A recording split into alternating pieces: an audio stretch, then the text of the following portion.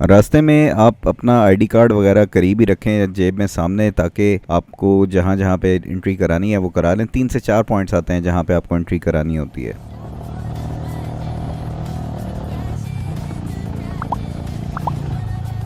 Camera क्योंकि नीचे है थोड़ा सा, हरियाणा जो जा रहा है फिरोजी रंग का, वो आप लोग देख पाएंगे कि नहीं।